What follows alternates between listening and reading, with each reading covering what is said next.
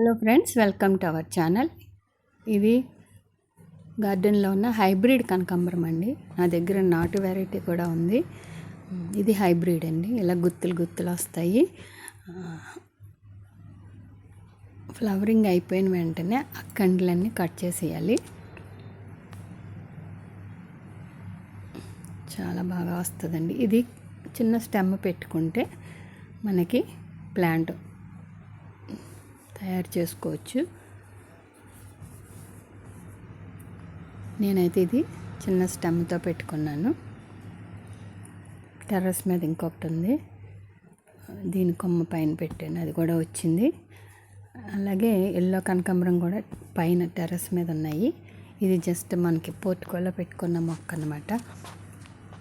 దీనికి ఇట్లాగా సపోర్ట్గా ఒక కర్ర పెట్టుకోండి. ఎప్పటికప్పుడు ఎండిపోయిన ఆకులు తీసేయండి. కనకాంబరాల్లో ఏంటంటే బూజు తెగుల్లా వస్తుంది. అయితే మనం ఆకులు మరీ ఎక్కువ అవ్వకుండా మధ్య మధ్యలో ఆకు విడిచి ఆకులాగా ఒక్కొక్క ఆకు మధ్యలో రిమూవ్ చేసుకోవాలి. అప్పుడు గాలి వెళ్ళి గాలి బాగా మొక్కకి తగులుతుంది కాబట్టి అలాంటి తెగుళ్ళు ఏమీ రావు. మీరే చూడండి, మొక్కకి ఎక్కడ ఏ తెగులు లేదు. ఆకులన్నీ చూడండి ఎంత క్లీన్గా పచ్చగా ఉన్నాయి. అప్పుడప్పుడు వాటర్ స్ప్రే చేసుకోండి,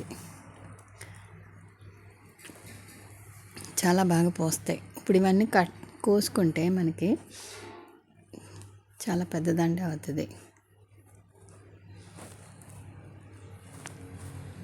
చూడండి ఆ మొక్క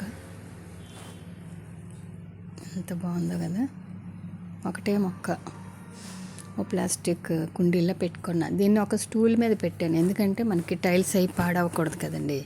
అందుకని కంపల్సరీ మనం ఏదన్నా సరే నేలకు అంటకుండా ఒక పాడైపోయిన స్టూల్లో లేదంటే ఒక ఏదైనా హైట్లోనే పెట్టుకోవాలండి. ఎప్పుడు టచ్ అవ్వకూడదు టెర్రస్కి.